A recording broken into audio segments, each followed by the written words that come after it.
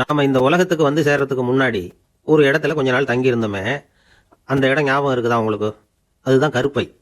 10 மாசம் அங்க இருந்துட்டு தானே வந்திருக்கிறோம். இருந்தாலும் அங்க என்ன நடக்குதுங்கிறத பத்தி யாருக்காவது ஞாபகம் இருக்குதா?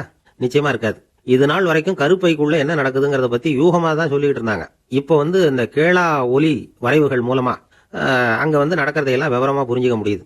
கருப்பைக்குள்ள இருக்கிற குழந்தை கொட்டாவி விடுதான், விரல்களை சப்புதான், கைக்கு எட்டுறதை அப்படியே பிடிக்குதான், சோம்பல் முறிக்குதான், கொட்ட கொட்ட மூச்சுக்கிட்டு இருக்குதான், முகத்தை கோணிக்குதான், இவ்வளவும் பண்ணுதான். இது எப்படி தெரியுதுங்கிறீங்களா? இவ்வளவையும் ஒரு டெலிவிஷன் திரையில இப்ப பார்க்க முடியுது. அந்த அளவுக்கு மருத்துவ விஞ்ஞானம் வளர்ந்துருக்குது. கருப்பைக்குள்ள சிசு ஒரு திரவத்துக்குள்ள மிதந்துகிட்டு இருக்குது. கண்ணு முழிச்சதும் அது கொட்டாய் விட்டுக்கிட்டே கை கால்களை உதச்சிக்குது, கைகளை நீட்டி தொப்புள் கொடியை பிடிக்குது, அதோட கொஞ்ச நேரம் விளையாடுது. அதுக்கப்புறம் கை கட்ட விரல வாயில வச்சுக்குது. தாயோட இதய துடிப்பு, செரிமான பாதையில ஏற்படுற சப்தங்கள் இதையெல்லாம் கேட்டுக்கிட்டே இருக்கிறப்போ தாயின் குரல் கேட்கறத உணர்ந்து அதை கவனிக்க ஆரம்பிக்குது.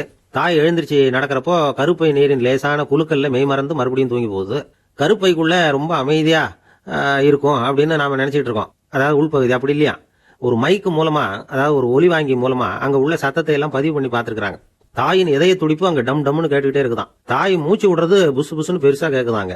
வயிற்றுக்குள்ள இருந்தும் குடல்ல இருந்தும் வர்ற பலவிதமான சப்தங்கள், இதை தவிர வெளி உலகத்துல உள்ள சப்தமும் உள்ள கேக்குதான். அதனாலதான் கருவுற்ற தாய்மார்கள் இருக்கிற அறையில ரேடியோவும் டிவியும் அலற அளவுக்கு வைக்கப்படாது அப்படின்னு சொல்றது. சத்தம் போட்டு பேசுறதும் தப்பு, சண்டை போடுறதும் தப்பு. சத்தமான இடங்கள்ல அவங்க இருக்கக்கூடாது. கருப்பைக்கு உள்ள இருக்கிற சிசு சும்மா இருக்கிறது இல்ல. வெளி உலகத்துக்கு வந்த பிறகு சந்திக்க வேண்டிய சூழ்நிலைகளுக்கு உள்ளேயே வந்து அது தன்னை தயார்படுத்திக்குது. கருப்பைக்குள்ள குழந்தை மூச்சு விடுறது இல்ல, இருந்தாலும் அதோட உதர விதானம் மூச்சு விடுறது மாதிரி அசைஞ்சுக்கிட்டே இருக்கும். அங்க அது எதையும் சாப்பிட வேண்டிய அவசியம் இல்ல, இருந்தாலும் கருப்பையில உள்ள திரவத்தை அது குடிக்குது. அப்படி குடிக்கிறப்போ சில சமயம் அதுக்கு விக்கல் கூட ஏற்படும். அந்த சமயம் தாயாருக்கு வந்து வயிற்றுக்குள்ள ஒரு தவளை குதிக்கிறது மாதிரி இருக்குமா. சாதாரணமா வந்து உள்ள இருக்கிற குழந்தைக்கு வந்து பசியோ தாகமோ ஏற்படுறது இல்ல. ஆனாலும் தாயார் சாப்பிடுற ஆகாரத்துல சத்து பற்றாக்குறை இருந்ததுன்னா குழந்தைக்கும் சத்து பற்றாக்குறை ஏற்படும். ஒரு சிசு கருப்பையில் இருக்கிறப்போ ஒரு குறிப்பிட்ட தாலாட்டு பாட்டை பாடிக்கிட்டே இருந்தா அது அந்த பாட்டுக்கு தகுந்த மாதிரி கை காலை வந்து ஒரு குறிப்பிட்ட வகையில ஆட்டுறதுக்கு கத்துக்குதான். குழந்தை பிறந்த பிறகு அதே பாட்டை பாடி அழற குழந்தைய அம்மா வந்து அமைதிப்படுத்தி கொள்ளலாமா. இது வரைக்கும் சொன்னது மருத்துவர்கள் வந்து சொல்றது. அவங்க நிறைய இதை பத்தி ஆராய்ச்சி எல்லாம் பண்ணி பார்த்துருக்காங்க, பார்த்துட்டு தான் இதெல்லாம் சொல்றாங்க. இப்போ வந்து இனிமே சொல்ல போறது சும்மா ஒரு வேடிக்கைக்காக. அதாவது ஒரு இடத்துல யாரு தாலாட்டு பாடுறது நல்லது அப்படிங்கிற விவாதம் வந்தது. தாலாட்டு பாடுறது யார்? குழந்தை வயத்துல இருக்கும்பொழுது தாயார் வந்து தாலாட்டு பாடுறது தான் நல்லது. அப்பதான் அது சுகமா காலாட்டும். அப்பாக்கள் வந்து தாலாட்டு பாடினா என்ன ஆகும் தெரியுமா?